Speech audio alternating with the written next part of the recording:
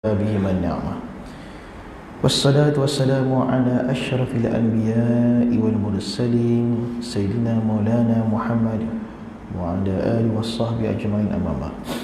Alhamdulillah, bersyukur kita kepada Allah Subhanahu wa taala dapat kita sambung lagi pengajian kitab tauhid dan tasawuf, di mana kita masih lagi dalam kitab Miftahul Jannah dan dah masuk pada kitab yang kedua, itu kitab Asraruddin, dan dah sampai pada muka surat.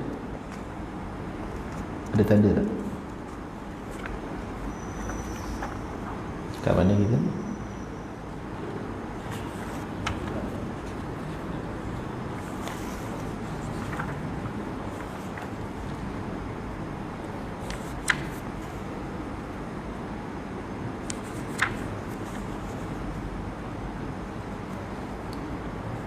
Habis pertama 18 ni kesurat, saya rasa muka surat 19 rasanya. Muka surat 19 muka surat 19, 3 baris dari atas. Qala musannif rahimahullahu ta'ala wa nafa'ani iyaya wa iyyakum bi ilmihi wa barakatihi. Qala, kalau tak betul kita, dan apabila kita ketahui, artinya kita dah tahu sifat yang 20 itu. Selesai, kita dah bahas 40 serta dalil-dalilnya. Dalil apa tu? Dalil yang bangsa akal. Dah selesai. Hendaklah ketahui pula akan tanda adanya Allah Ta'ala itu. Apa maksud tanda ni? Dalil adanya Allah tu. Apa tanda? Oh, sini menarik biasa sebut dalil, sini sebut tanda. Bukti. Apa bukti? Apa dalil ada Allah itu? Sebelum tu kita kena faham dulu kenapa tanda atau dalil ni penting. Terutama bagi orang yang dah tahu Allah ni ada. Macam kita ni, kita tahu dah Allah ni ada. Nak bukti apa lagi? Apa tujuan kita belajar tauhid ni berulang-ulang? Nak belajar tanda ada Allah bagi orang yang dah tahu. Macam kita ni dah tahu dah. Memang kita tahu, tapi sedar tak? Macam kita tahu hujan ada kat luar tu. Sedar tak hujan? Sedar tak hujan kat luar? Tak sedar lah Ustaz. Tapi saya tahu ada hujan ni, saya tahu, tapi saya tak sedar. Bila tak sedar, maka tak rasa. Itu tujuan kita belajar tanda ada Allah ni, mudah-mudahan mencolek hati dan fikiran kita agar kita sedar Allah tu ada. Macam mana kita sedar kat luar ni sekarang ni tengah hujan? Dia orang yang sedar kat luar tu hujan dengan orang tahu hujan kat luar tu tak sama. Saya tahu hujan, saya sedar hujan kat luar tu sejuk, lebat. Pak Imam kata hujan Ustaz, ramai tak datang hujan. Sedar. Maka dia kata sini, adapun tanda, tanda, mudah-mudahan dengan tanda ni kita boleh merasai adanya Allah, ialah baharu alam ini. Apa makna baharu? Al-mawjud ba'da adam. Semua benda yang kita lihat kat sekeliling kita ni al-mawjud ba'da adam, ada sesudah tiada. Jadi bila ada sudah tiada ni, mencolek perasaan kita ni, siapa yang mengadakan? Contoh, selalunya tak hujan pagi-pagi ni, tiba-tiba hujan. Siapa yang menurunkan hujan tu? Ada Tuhan. Ada Tuhan yang menurunkan hujan ni. kering, hujan pun turun. Tuhan punya bumi ni nak bagi bumi ni sejuk, diturunlah hujan.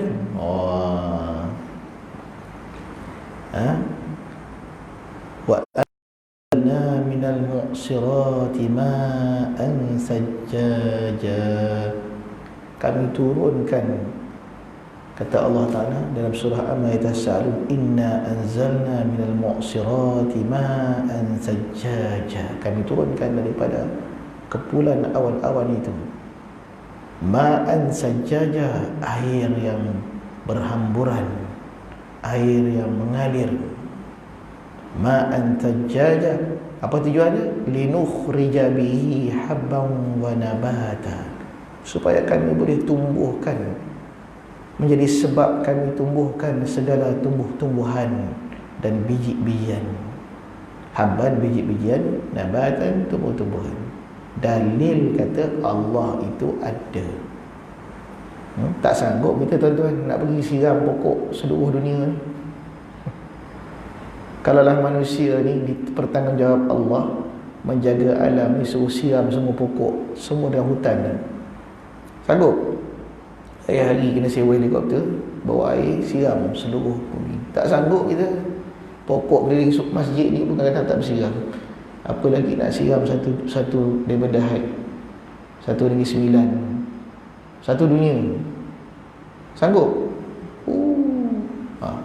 Siapa nak siram tu? Linukhrija bihi habban wa nabata. Allah Allah.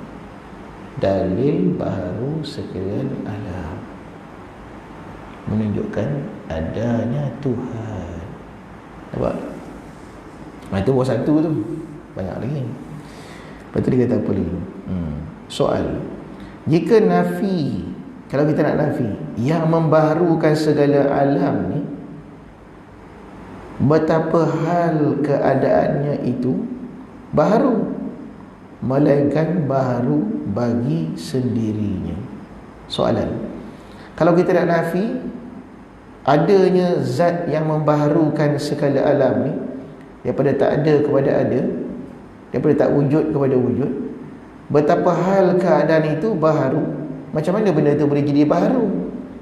Lawan baharu lama lah, Di sini lawan baharu qadim lah, tak ada siapa buat, dah daripada sedia kala dah ada.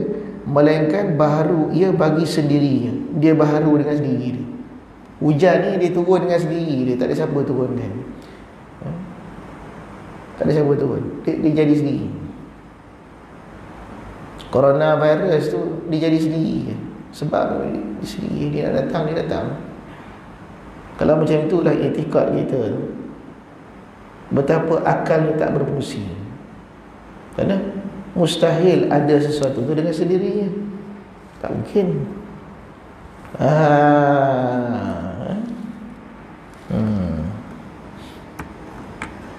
Jawab, maka dari kerana bahawasanya jikalau tiada ada bagi Allah Ta'ala yang membaharukan dia, betapa hal keadaannya itu baharu. Kalau bukan Tuhan yang membaharukan, maknanya menjadikan daripada tak ada pada ada, betapa hal alam ni boleh baharu sendiri, melainkan baharu ia dengan sendiri. Soal lagi, jika baharu dengan sendirinya, betapa kelazimannya hal keadaannya yang demikian itu. Habis kalau benda ni jadi sendiri, apa masalah dia? Tak boleh dijawab. Nescaya lazimlah bahawa keadaan yang baharu dengan sendirinya itu adalah suatu daripada dua pekerjaan yang mana berlawanan keduanya, yang bersamaan keduanya pada hakikatnya, padahal menyamai bagi taulannya. Apa maksud ini? Kalau kita kata alam ni boleh terjadi dengan sendiri, maka terjadilah dua yang berlawanan, yang mana dua yang berlawanan ni sama, tiba-tiba terlebih sebelah pihak dengan sendirinya. Contoh, dia panggil the scale of existence. The scale of existence tu Kalau kita timbang scale of existence, maknanya penimbang kewujudan. Wujud alam ni kita letak pada satu penimbang. Belah kanan dacing ni wujud, belah kiri tak wujud. Sebelum alam ni wujud, wujud dengan tak wujud ni seimbang, sama. Boleh ke dacing ni tiba-tiba dia berat sebelah wujud ni dengan sendirinya? Air ni sama berat, wujud tak wujud. Dibayangkan, digambarkan macam tu. Tiba-tiba the scale of existence ni, ni cara ulama dulu bahas ni, nak bagi faham perkara ni. Berat sebelah ni dengan sendirinya. Tak terima akal kita. Ni kalau kita nak terima kata sesuatu ni wujud dengan sendiri, Mother Nature terjadi sendiri, seperti pahaman atheist yang semakin banyak sekarang ni. Soal, mana taulannya yang bersamaan keduanya itu? Iaitu seperti alam, taulan seperti malam. Apa taulan malam? Lawan malam apa? Lawan malam siang. Dan seperti panjang, taulannya pendek. Panjang, lawannya pendek. Malam, lawan dia siang. Itu berpasangan tu. Allah buat dia berpasang-pasang. Dan seperti besar, taulannya kecil. Besar, lawannya kecil. Dan seperti hitam, taulannya putih. Dan seperti baik, taulannya jahat. Dan seperti hidup, taulannya mati. Taulannya mana? Lawannya. Dan seperti barang sebagainya daripada barang yang menyerupai, demikian itu daripada yang berlawanan keduanya. Maka senya yang demikian itu kan bersamaan keduanya, padahal hakikatnya itu seperti barang yang wajib atasnya, wajib atas taulannya. Maksudnya apa? Panjang ni, gelah ni, sebelum dia wujud gelah ni harus boleh ada, boleh tak ada, boleh panjang, boleh pendek, boleh tinggi, boleh rendah, boleh kerah, boleh lembut, berlawanan. Semua ni harus. Ni akal yang tajam, akal yang memerhatikan. Ya, Allah buat akal kita faham macam tu. Habis tu kalau dah faham macam tu, kenapa?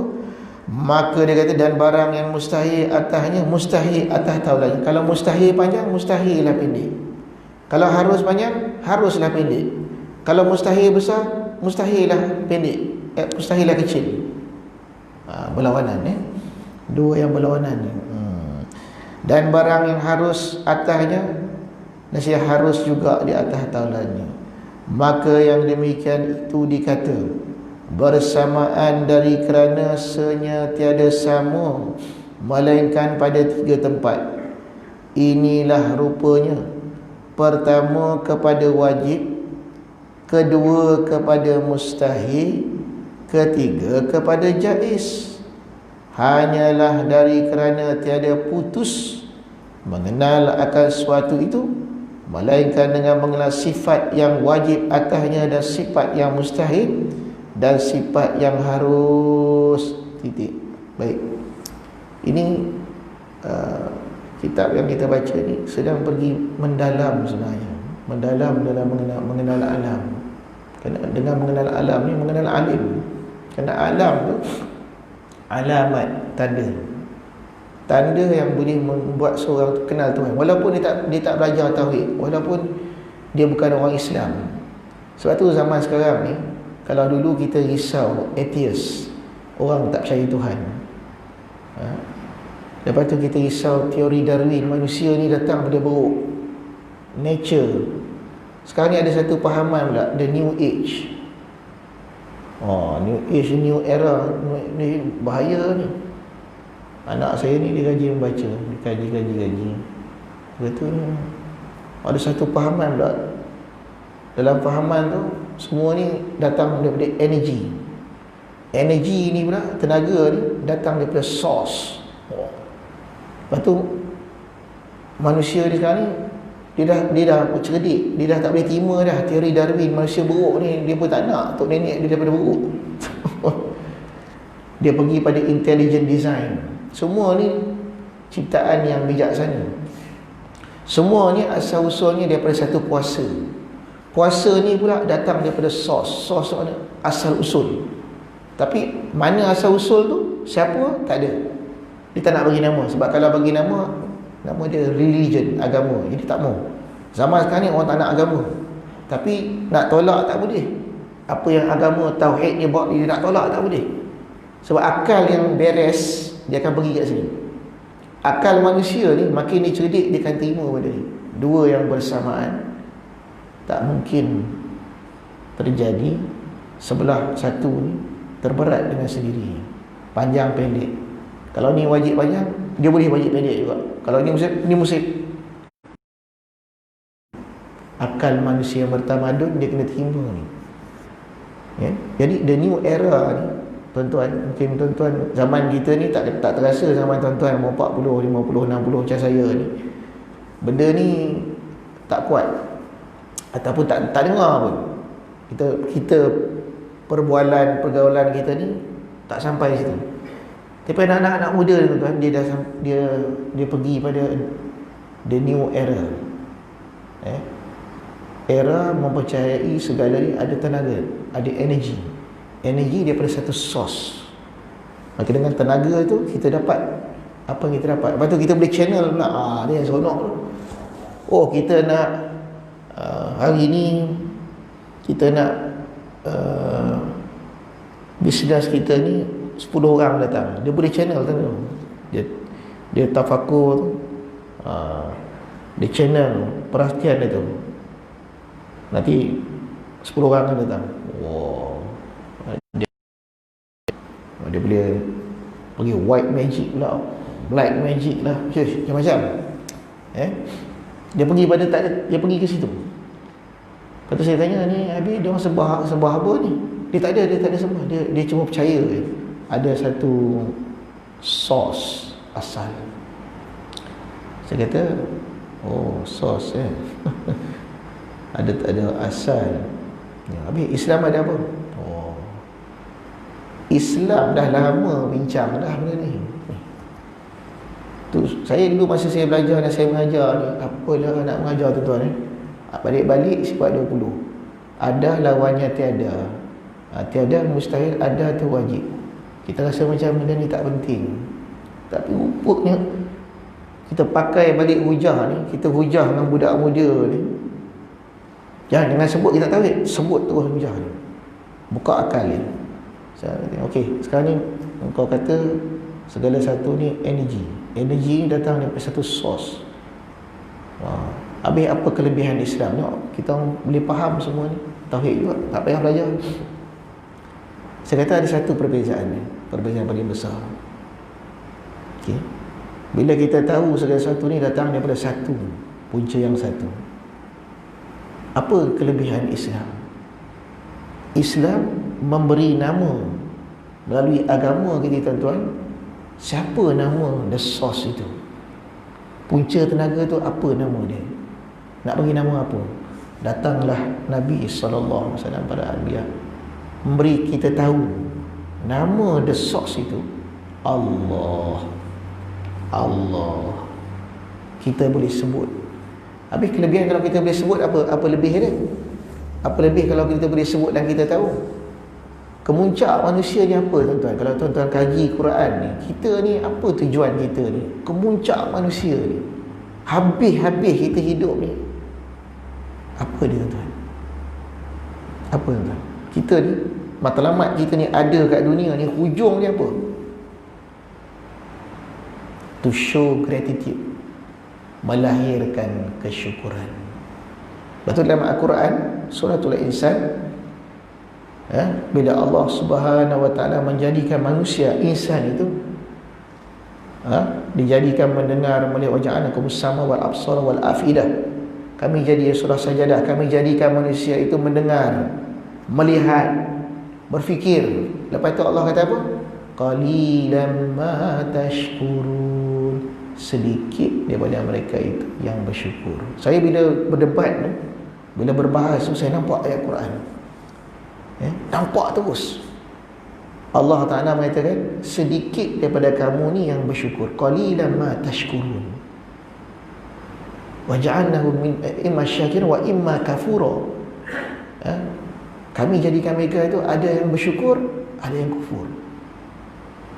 Itu kemuncak manusia. Manusia ni dia nak syukur pada Tuhan yang satu tu, the source itu. Dengan mana? Dengan bersyukur itu adalah fitrah manusia. Bila dia tahu dirinya dijadikan, dia tahu energi ini datang daripada satu source. Kemuncak manusia ni berbeza dengan haiwan, dengan binatang yang lain. Kita boleh melahirkan kesyukuran. Jadi tauhid ni hujung dia syukur, to show thanks, gratitude. Kita terima kasih pada yang menjadikan. Contoh tuan-tuan, tak faham, masjid daripada Dahak ni dulu buruk, mikrofon tak bunyi, kapet buruk, tiba-tiba ada hamba Allah bagi kapet, bagi aircon, bagi itu. Tuan-tuan masuk, dah berbeza masjid kita ni, cantik bukan main. Siapa yang bagi ni? Fitrah. Siapa yang bagi ni? Dapat nak tahu? Saya nak terima kasih. Saya nak cakap terima kasih kat dia, tapi tak tahu siapa. Macam mana perasaan dia? Dia tak, siapa buat ni?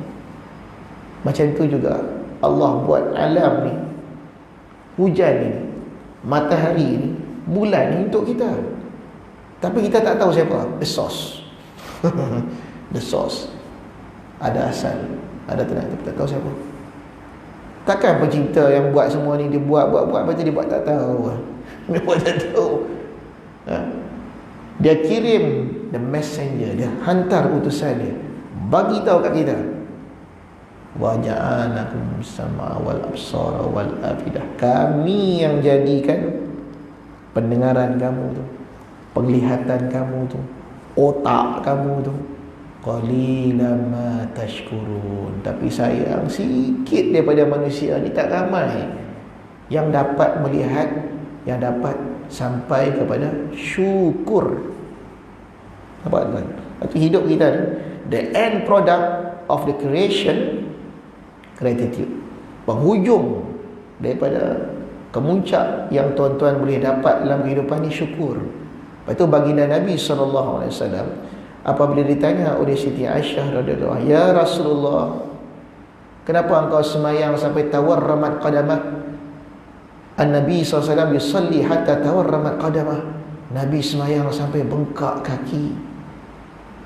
Aisyah terkejut, ya Rasulullah, dosamu yang dulu dah ampun, yang akan datang pun dah ampun, kau nak semayang banyak ni nak buat apa? La akunan minasyakirin. Kata Nabi SAW, hei Aisyah, bukankah aku ni seorang hamba yang bersyukur? Jadi maknanya Nabi ni the highest. Nabi ni mencapai kemuncak yang boleh manusia sampai, menjadi orang yang bersyukur. Sebab tu kita ni, anak kita buat masalah, kita boleh maaf tuan-tuan.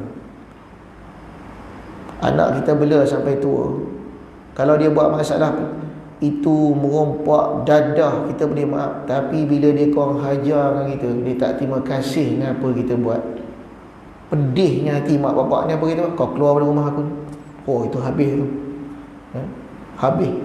Manusia ni yang paling sakit hati dia apa? Bila tengok orang tak erti bersyukur. Kita pantang sangat. Tak tahulah tuan-tuan, bapak tak tahu dah. Manusia ni Allah bagi tu sensitif. Kalau ada orang tak terima kasih tu, rasa geram, benci. Macam mana dengan kita dengan Allah? Sudahkah kita bersyukur? Qalilan ma tashkurun. Itu erti Quran. Al-Quran membahaskan sampai situ. Manusia yang tak nak makan Quran, tercari-cari the source, energy, itu, ini. Tauhid dah lama cerita dah, awal cerita dah. Apa itu intelligent design?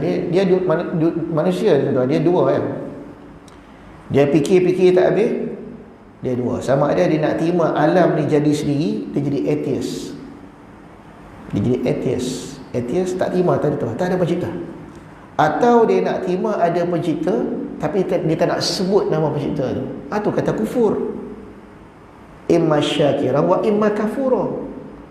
Ada kala dia nak syukur, ada kala dia nak kufur. Kufur maknanya dia tak nak terima. Energi saya punya, sos ya ada, tapi sos tu sos sajalah, tapi tak ada apa. Macam sos kicap ni, tak ada. Islam datang menjelaskan yang memberi, yang menjadikan, yang bagi kau tenaga itu, yang jadi asal usul segala sesuatu Allah. Tu syukur. Baca dalam Allah sebut tak, inna a'tainakal kautsar fasalli rabbika wanhar inna syani'aka wal abtar. Sesungguhnya orang yang menentang engkau itu, hai Muhammad, si kafir-kafir itu yang tak nak terima pencipta itu Allah, abtar. Abtar apa? Terputus zikir mereka, terputus. Dia nak sebut siapa yang jadi ni, dia tak sebut, tak nak sebut Allah. Ini kita ni syukur tuan-tuan. Syukur kerana dengan Islam ini yang dibawa oleh Muhammad sallallahu alaihi wasallam, kita tahu siapa yang jadikan itu. Kita terima namanya Allah. Di sepanjang kita masih hidup ni, jangan berhenti zikir. Rugi kita tak zikir nama Allah itu, tak sebut nama Allah itu, tak sematkan dalam hati kita ini. Kerana kita ada kebenaran, kita ada hak yang menurunkan Allah. Ini tauhid. Kalau tuan-tuan mati dalam keadaan itu, syukur. Termasuk qalilan ma tashkurun itu, sedikit yang bersyukur itu. Jangan jadi yang banyak tak syukur itu. Tu nampak mana pengajian kita ni. Nak bawa ke mana cepat 20 ni. Maka dia kata lagi, soal betapa sifat wajib atas demikian itu. Maka dijawab, adapun sifat wajib atas segala alam ini seperti adanya itu wajib atasnya itu baharu. Jadi dia bahar.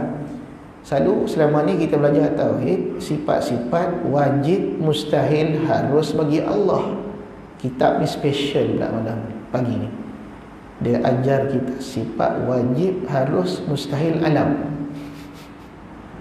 Apa tujuan dia? Kenal alam, kenal alim. Kenal alam ni macam mana? Sebab kita yang dekat dengan kita ni alam. Tuhan kita tak nampak, kena kaji alam lah. Sebab tu alhamdulillah Rabbil alamin. Kalau kita baca terbalik, alamin Rabb, alhamdulillah. Maksudnya alam, kaji alam ni, baharu sekali alam ni, sedar alam ni ada Rabb, Tuhan yang mengaturkan. Nama dia siapa? Allah. Dah tahu nak buat apa? Alhamdulillah. Puji dia, syukurnya dia. Baru alhamdulillahi rabbil alamin tu berisi. Kalau tidak sebut je lah. Isi dia tauhid. Alam, Rabb tu siapa? Allah. Kemuncak dia alhamdulillahi rabbil alamin, Ar-Rahmanir Rahim, dan terus ya. Maka dia kata lagi kita ni adapun sifat wajib tu, maka wajib pula atas taulannya seperti tiada. Macam mana wajib atas alam itu baharu, maka wajib pula alam ni boleh tiada. Itu pun baharu. Kerana keduanya tu tagayur, berubah-ubah. Kejap ada, kejap tak ada, kejap tak ada, kejap ada. Maka tiap-tiap yang tagayur, yang berubah-ubah, lazimlah baharu. Atau seperti siang umpamanya, wajib atasnya itu baharu. Dari kerana sabit tagayurnya berubah-ubah, tiap-tiap yang tagayur itu sabitlah baharu. Ini kalau tuan-tuan baca sampai sudah tak faham. Dia macam ni lah, saya terang biar senang faham. Gelas ni, macam mana kita nak putih? Ini sebab ini banyak hujah tauhid, ini paling saya seronok saya. Okey, gelas macam mana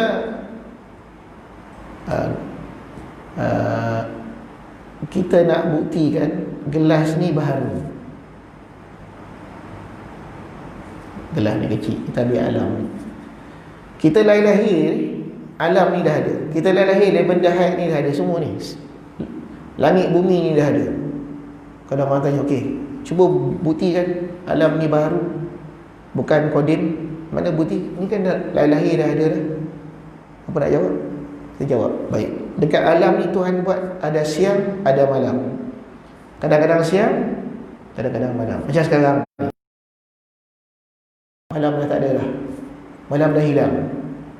Siang datang. Maksudnya siang ni baru. Bila tak ada, lepas tu ada. Nanti pukul 7 nanti kan, 7.30 apa jadi kat siang? Siang tak ada. Bila siang tak ada, apa datang? Baru pula datang. Maknanya siang dengan malam ni dia berubah.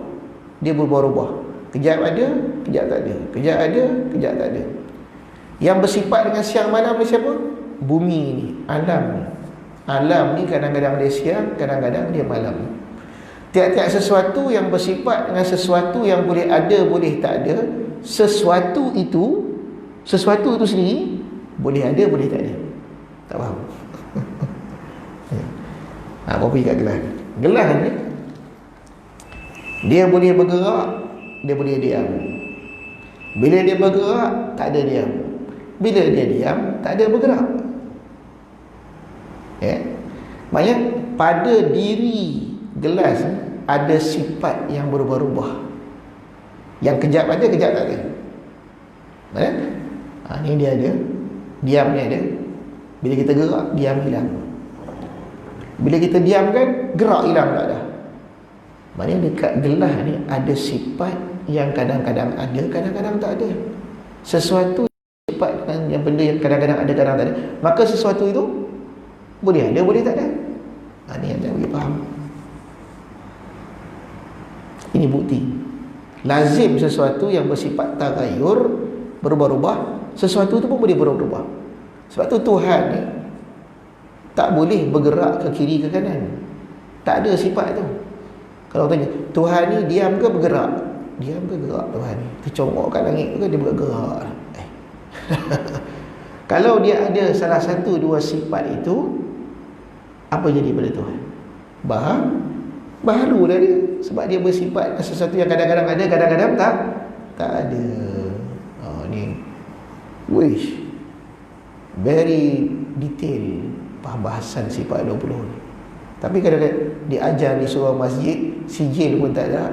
Tak ada apa lah, ni mengaji sekolah subuh ya. Ini bukan sembarang kuliah subuh. Ini tauhid tuan-tuan. Ini tauhid membawa kepada qalilan ma tashkurun. Sedikit kalangan kamu ni yang bersyukur. Kerana nak sampai situ tu. Kerana manusia ni baru dia boleh mencolek hati dia tu bila akal dia tak boleh nak faham. Hebat betul. Baru dia kagum. Bila dia kagum, baru dia nak merendah. Kalau dia rasa dia boleh faham, dia pandai, dia tak boleh buat apa lah. Dia tak rasa lah kehebatan Allah tu. Wallahu a'lam. Buka kitab sekali. Buka kitab Tanwirul Qulub. Baca sikit. Muka surat apa? Ni saya tak ingat muka surat apa ni. Ada siapa tanda tak?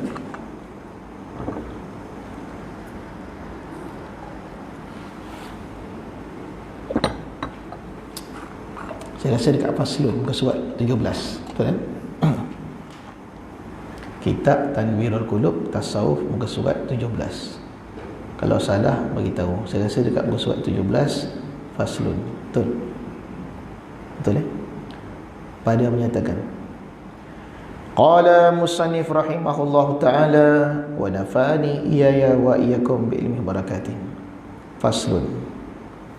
Pada nak menyatakan tadbir dan ikhtiar dunia yang dipuji itu seperti tadbir sahabat dan orang yang soleh radhiyallahu anhum. Jadi kita sedang berbicara antara usaha dan ikhtiar, tadbir dan ikhtiar, mentadbir dan berikhtiar yang bangsa juz'iyah.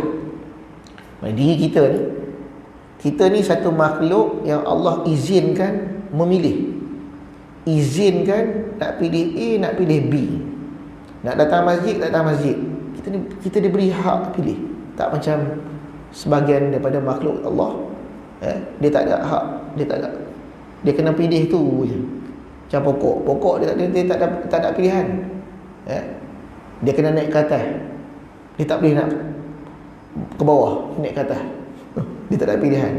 Bulan dengan matahari, dia tak ada pilihan. Dia pukul berapa dia nak naik, pukul berapa dia nak pusing, dia tidak ada pilihan. Malaikat pun dia dah habis dah, dia tak ada pilihan dah. Dia kena taat dia. Manusia ni dia special, dia ada pilihan.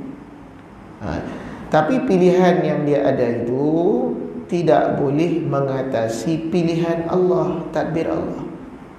Kalau tadbir dan ikhtiar yang dia rasa itu sampai tahap sama macam tadbir dan ikhtiar pilihan Allah, syiriklah. Syirik. Kerana Allah bersifat iradah, kita bersifat tadbir, kita bersifat ikhtiar. Apa beza iradah dan tadbir? Iradah ta'alluq daripada sifat iradah itu kehendak Allah, mesti lulus. Adapun tadbir dan ikhtiar kita ni, kalau kebetulan muafakat dengan iradat Allah, baru jadi. Kalau tak muafakat, tak jadi. Tak jadi. Contoh, kita nak datang masjid lagi pagi ni, memang kita nak, dah siap semua dah, nak datang ni. Allah, kehendak Allah, kita ni tak sampai. Allah tak pilih kita sampai. Tak sampai. Sakit, hujan lebat, tak boleh keluar, ngantuk pula, tarik selimut, habis. Jadi sejauh mana tadbir dan ikhtiar manusia ni ada kala dicela, ada kala dipuji. Yang mana tadbir yang dipuji, yang mana yang dicela? Kadang manusia kita kadang keliru, aku ni boleh mentadbir ke? Tauhid kata kalau kita tadbir, kita ikhtiar, syirik tu kat mana? Bila kita rasa tadbir dan ikhtiar kita ni mesti jadi, atau tadbir dan ikhtiar kita ni kepada perkara-perkara yang berlawanan dengan perintah Allah. Mana contoh tadbir dan ikhtiar yang dibolehkan dan dipuji Allah? Dijawab dalam kitab ni. Adapun tadbir dan ikhtiar dunia yang dipuji itu seperti tadbir sahabat-sahabat Nabi dan orang-orang soleh radhiyallahu anhum, maka adalah mereka itu masuknya pada pekerjaan dunia, menghendak yang demikian itu tujuannya apa? Hampir kepada Allah Ta'ala, redha kepada hukumnya.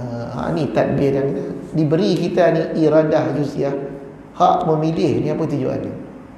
Supaya kita boleh pilih nak taat ke nak maksiat.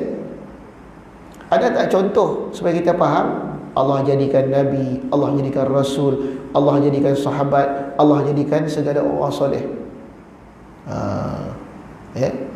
Simple. Sebab manusia ni kalau cerita panjang-panjang tak faham. Dia senang faham bila dia tengok contoh.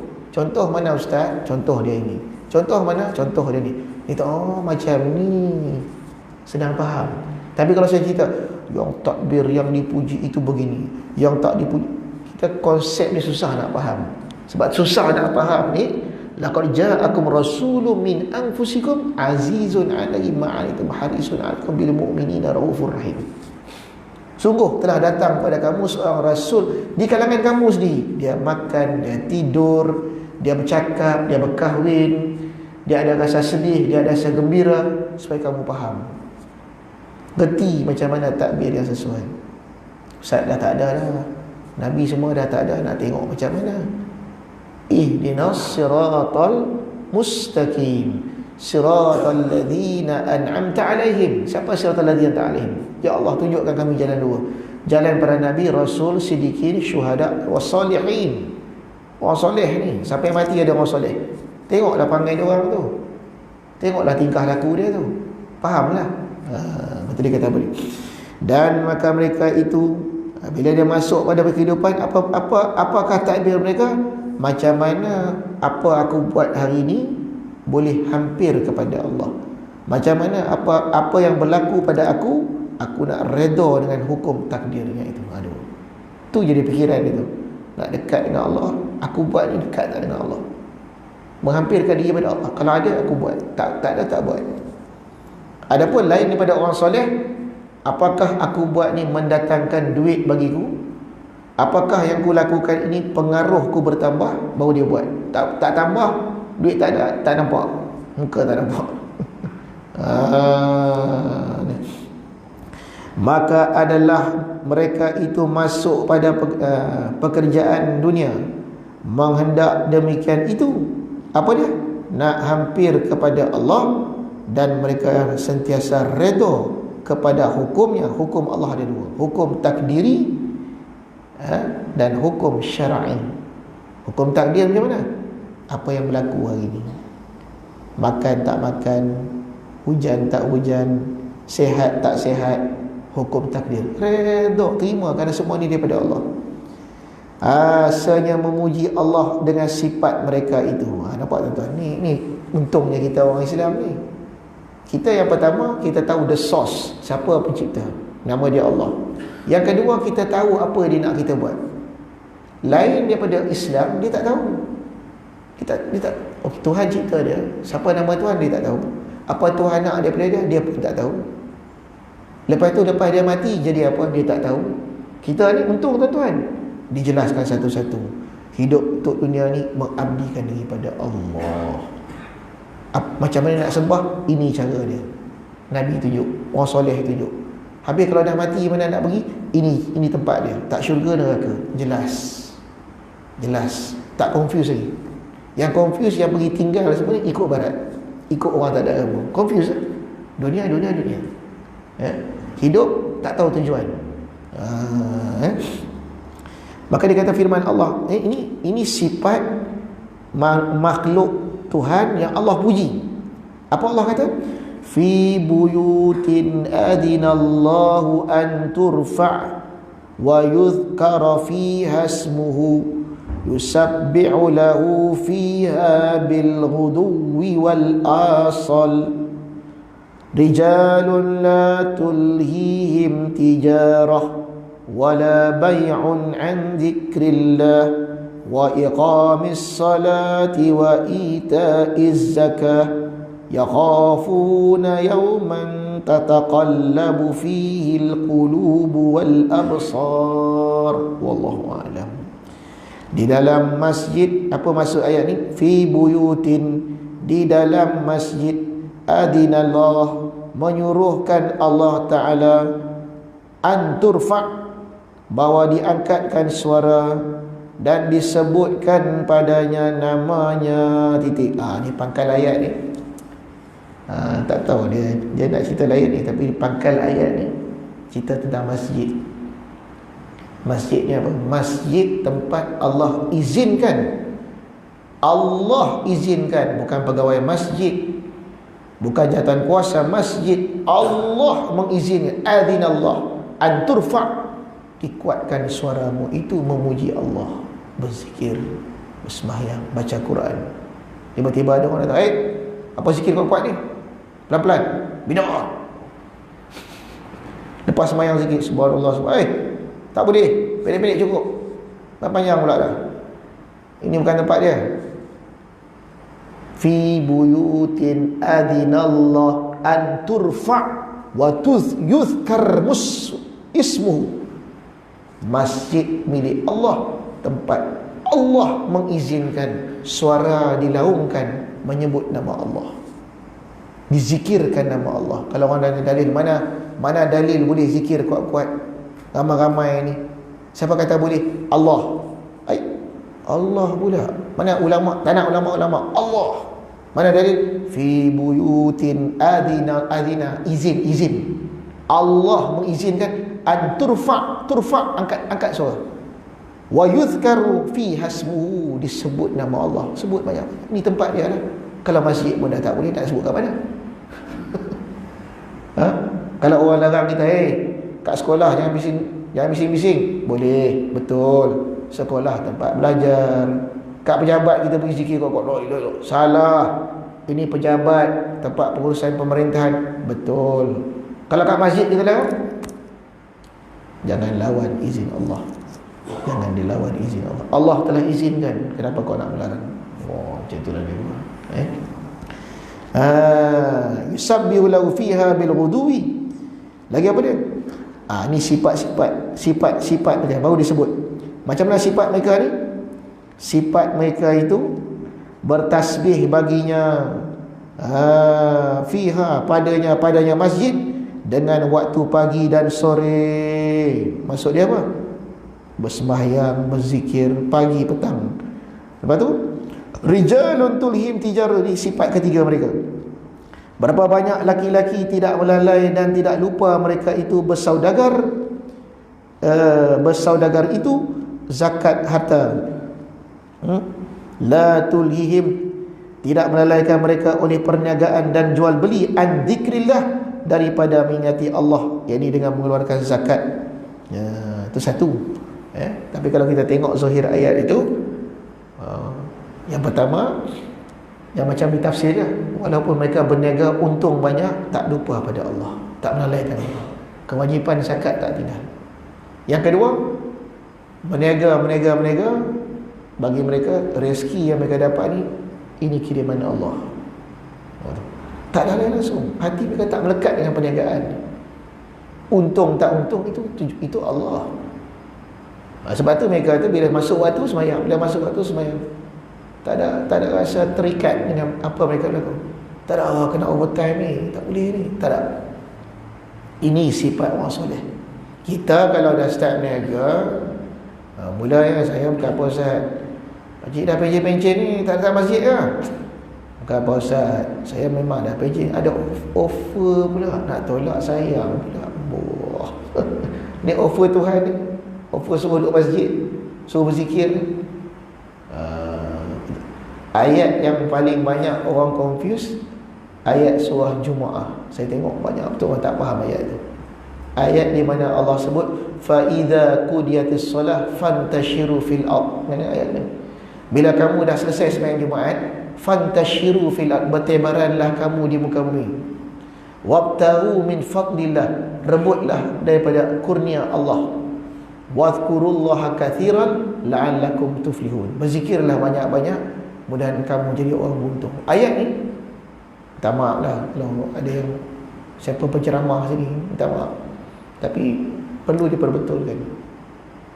Ayat tu sering dilaung-laungkan. Tengok, Allah sendiri kata lepas sembahyang Jumaat, fa idza fantashiru fil ard, bertebaranlah kamu di muka bumi. Wabtaru min fadlillah, pergi cari kerja. Fadlillah tu ditafsirkan sambung pergi kerja kat pejabat. Pergi sambung pergi kerja. Semayang dah sembayang, cepat, jangan lambat-lambat, habis pergi kerja, sambung. Allah sendiri suruh kita bekerja, kenapa nak cuti hari Jumaat? Tak maaf siapa yang begitu faham kan. Tapi nak luruskan faham ni, apa makna wabtahu min fadlillah, dan kenapa lepas tu ayat Allah sebut wadhkurullah katsiran? Apa tu? Dalam kitab tafsir dikatakan wabtahu min fadlillah, pergilah kau cari kurnia pahala Allah. Kurnia tu dengan mana pahala? Lepas sembahyang Jumaat, pergi ziarah kubur, pergi ziarah orang alim, pergi tolong orang sakit, cari kebajikan akhirat. Itu tugas kita hari Jumaat sebenarnya, tuan. Sebab tu di negara-negara Islam cuti Jumaat tu berdasarkan ayat itu. Bukan pergi sambung kerja, bukan cari dunia. Pergilah kau cari kurnia Allah, cari pahala. Amalan-amalan akhirat yang selama Isnin sampai Ahad kamu tak sempat nak buat, Jumaat tu pergi buat. Itu dia. Wadhkurullaha katsiran la'allakum tuflihun. Ingat Allah banyak-banyak, cari benda yang mengingatkan pada Allah, bukan dunia. Banyak ditafsirkan lain daripada maksud yang sebenar. Lepas tu dia kata lagi, ini sifat sahabat-sahabat ya. Dan tiada melalaikan jual beli daripada zikrullah, dan mendirikan sembahyang fardu, dan mengasihi mereka itu zakat harta. Takut mereka itu pada hari yang terbalik padanya sekalian hati, dan mati pada hari kiamat.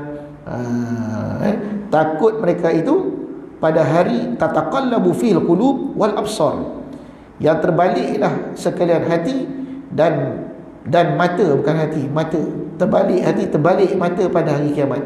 Apa yang mereka lihat selama ni, terbalik mata. Mana hari ni nampak dunia, bila besok dah lepas kiamat, apa ni?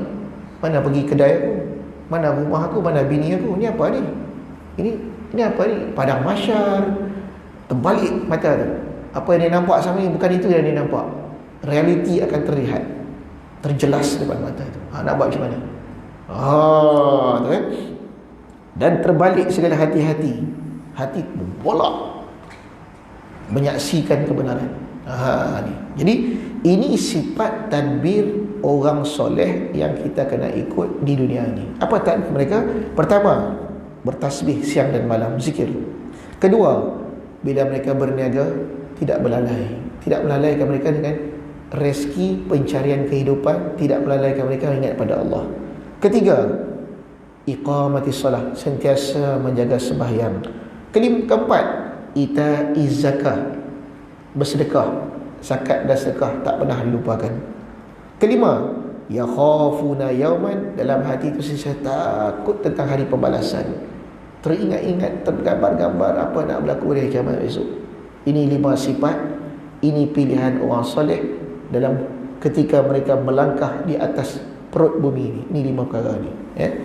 Lepas tu dia kata apa lagi? Syahdan, apa juga engkau katakan dengan kaum yang memilih mereka itu oleh Allah Ta'ala bagi sahabat Rasulullah SAW dan berhadap khitab Allah Ta'ala dalam Quran pada menunjukkan tinggi dan mulia mereka itu. Kita tak perasan, kita baca Quran, sedangkan dalam Quran, dalam ayat ini cerita tentang Nabi, bukan Rasul seorang, sahabat-sahabat yang telah dididik oleh Allah. Ini perangai mereka ni. Rijalun la tulhim tijaratun wala bay'un. Siapa ni? Siapa rijalun? Rijal ramai. Laki-laki mana ni? Sahabat-sahabat Nabi. Tak pernah hati mereka terlalai dengan perniagaan. Teringat terus pada Allah. Allah puji dia ni. Maka tiada seorang daripada mukmin kepada hari kiamat, melainkan pada leher mereka itu ada sahabat punya pertolongan dan kurnia yang tiada terhingga, kerana bahwasanya mereka itu yang membawa kepada kita daripada suruh Rasulullah dan menyatakan hikmah dan hukum dan halal dan haram, dan faham mereka itu khas dan am, dan membukakan mereka ke beberapa negeri kafir menjadi negeri Islam, dan mengikut dan mengeras mereka itu ahli syirik dan inat keras kepala pada agama Islam. Sebenarnya sabda Nabi sallallahu alaihi wasallam, ashabi kan nujum bi ayyihim iktadaitum ihtadaitum. Bermula sekalian sahabatku seperti bintang di langit. Mana-mana juga yang kamu ikut mana-mana sahabat, dapatlah petunjuk kamu daripada sahabat radhiyallahu anhum. Maka mensabit Allah Ta'ala, wallahu a'lam. Pembahasan itu panjang lagi, saya dah bahas tadi. Jadi mana para sahabat ni Allah jadikan seperti bintang di langit.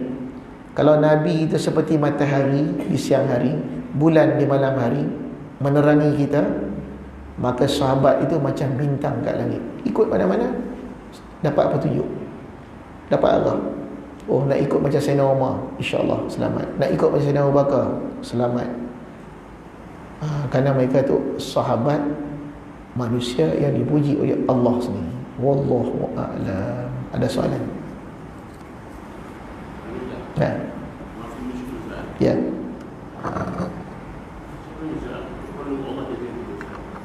Ha?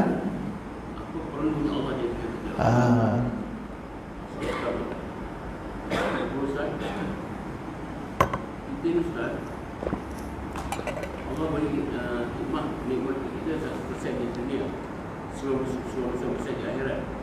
Tapi kenapa Ustaz permulaan kita di sekalatul maut kita merasa sakit Ustaz?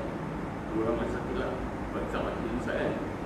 Sepatutnya di permulaan kita nak akhirat, Allah kata surah-surah di sana, dia bagi nikmat di sana.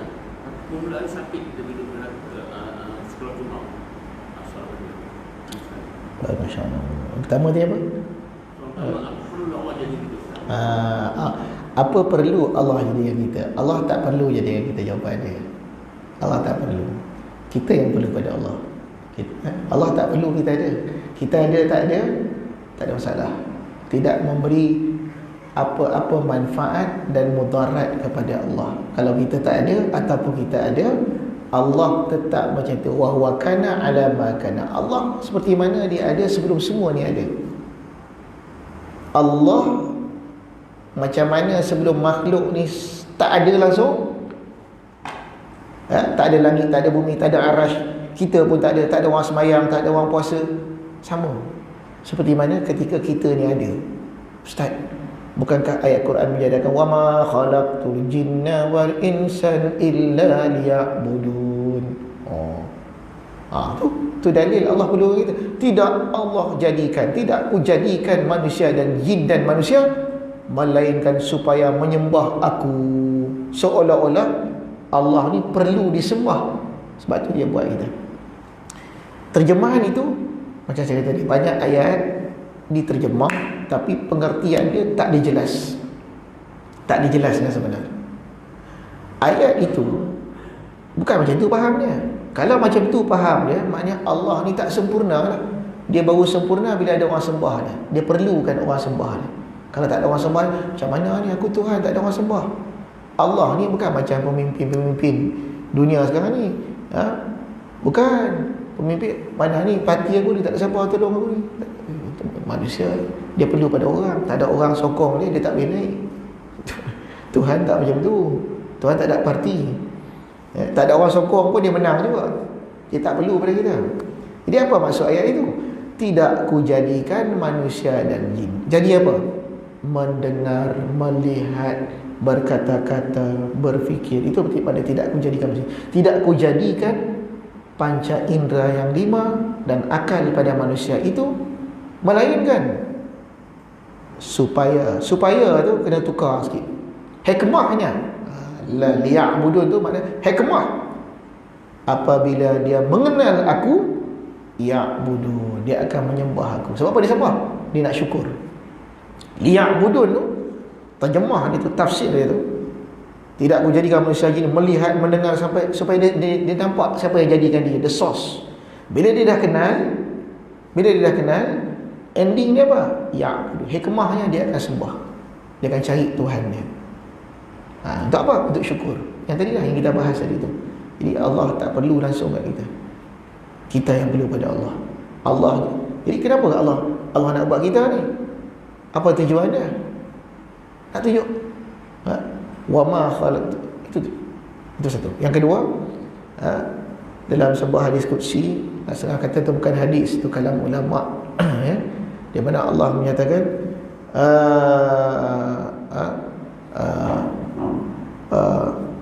kuntu kanzan makhfiya. Allah kata, aku ni perbendaraan yang tersembunyi. Diriku ni rahsia, misteri yang tersembunyi. Wa uhibbu an u'rafa. Wa ja'altu, dan aku jadikan al-khalqan, makhluk ni, li'u'rafa bih. Ku jadikan alam ni supaya diriku dikenal. Allah nak kita kenal dia. Tu kata makrifah, kenal. Dijadikan semua ni, kita tengok, takkan alam jadi sendiri, takkan hujan itu turun sendiri, siapa buat ni? Supaya kita kenal. Bantuan daripada Nabi menjelaskan, ini dia, ini ayat, ini hadis, ini ayat, ini hadis. Baru kita kenal, oh, pencipta kita nama Allah. Nak buat apa-apa kat dunia ni? Sembahyang, puasa, zakat, sembah. Jadi Allah tak perlu pada kita. Tetapi bukan makna bila Allah tak perlu pada kita, Allah buat kita ni sia-sia. Tak. Allah jadikan kita ni supaya kenal dia, supaya jadi hamba yang syukur. Hikmah dia tu. Hikmah dia. Bukan makna bila Allah buat kita ni dia tak perlu, mana benda ni sia-sia. Tak. Segala yang Allah buat ada kebijaksanaan supaya kita kenal. Manfaat bagi kita sendiri. Dia tak ambil. Yang kedua tadi, apa soalan tu?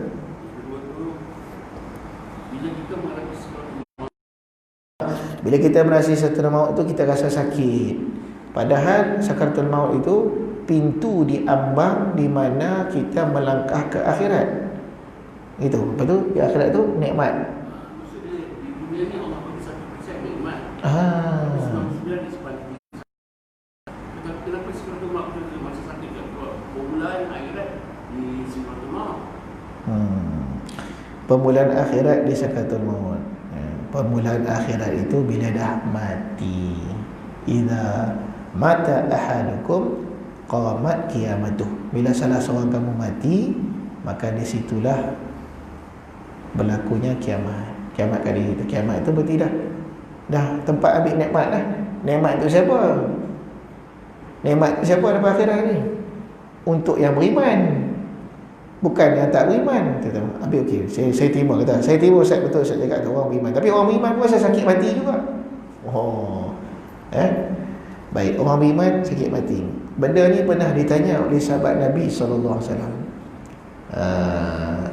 Satu hari Rasulullah berkata kepada para sahabat, kata dia, innallaha, sesungguhnya Allah tu yuhibbu, kasih Allah ni, ayyalqiya, bertemu dengan hamba-hambanya apabila hamba-hamba tu kasih bertemu dengan dia.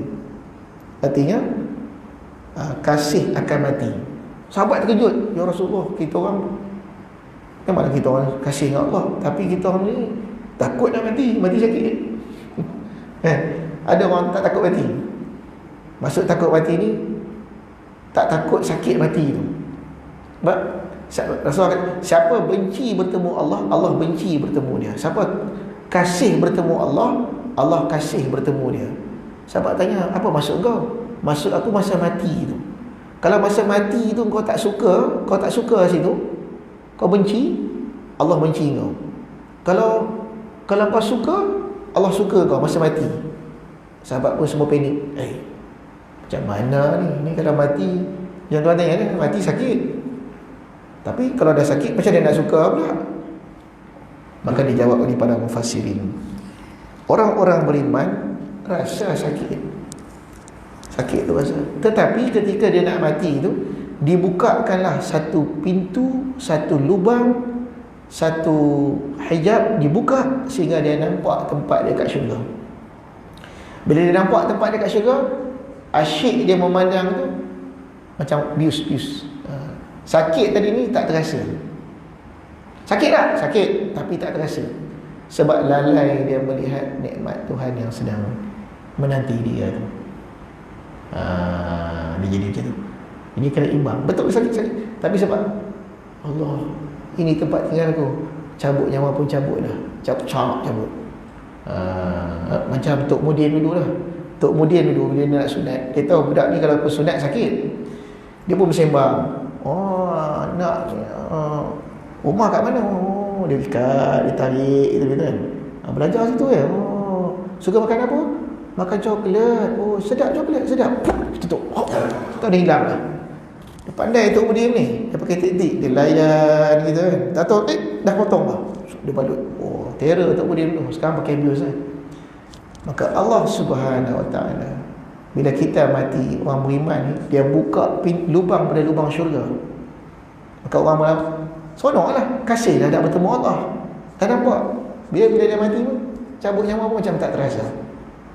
Itu nikmat yang pertama, 99% itu, sehingga tak nampak azab ataupun sakitnya ketika mati itu. Tak rasa. Habis yang rasa sakit, bertambah sakit, orang kafir, orang fasik, mereka tu tak dapat nikmat akhirat. Masa nak mati dah nampak dah, dibuka satu lubang dari lubang neraka. Itu tempat aku nak pergi. Belum cabut nyawa dah sakit dah. Tambah cabut nyawa lagi sakit. Itu tujuan. Itu hikmah yang pertama. Yang kedua, ya, kenapa dijadikan sakit ketika nyawa itu nak dicabut itu, ya, itu menggambarkan pada kita itu, menggambarkan pada manusia itu sendiri, ya, tentang roh yang diletakkan dalam jasad manusia ni. Bila dia nak tinggalkan badan ni, ya, dia nak tinggalkan daripada kaki ni sampai kepala dia nak keluar kan, ya, dia nak keluar tu bukanlah satu perkara yang mudah, bukanlah satu perkara yang ditunggu-tunggu. Betapa kasih, betapa mesranya antara roh dengan jasad itu. Benda dah mesra, kita nak cabut, memanglah sakit. Macam kita jumpa doktor lah, kita jumpa doktor, ada cagu dekat kaki kita tu, nak cabut. Atau gigi kita ni dah berlubang, nak cabut. Nak tinggal tak boleh, nak cabut sakit. Tapi kerana kita tahu bila dah cabut lega, hilang sakit tu. Dia hilangkan kesakitan tu. Mujizat roh bila dia pisah pada badan kita tu sakit. Malah diakui oleh malaikat maut sendiri. Adapun nikmat yang kata 99% tu mana? Dia setelah mati. Bukan sekadar maut, setelah mati dia nampak. Tapi melihat macam mana dia nak dapat lepas mati tu pun dah hilang dah sakit tadi tu. Tak rasa lagi dah. Wallahu a'lam. Ada lagi soalan? A'udzubillahi minasyaitonir rajim. Bismillahirrahmanirrahim. Alhamdulillahirabbil alamin hamdan sultan bil ilmi qabana wasta'mil asrarana wa syul bi'tibari aqarana wa sallallahu sallam alhamdulillahirabbil alamin. Allahumma salli ala sayyidina Muhammadin nabiyil ummi wa ala wasahbihi wasallim. Allahumma salli ala sayyidina Muhammadin nabiyil ummi wa ala alihi wasahbihi wasallim. Taqabbalallahu minkum. Assalamualaikum warahmatullahi wabarakatuh.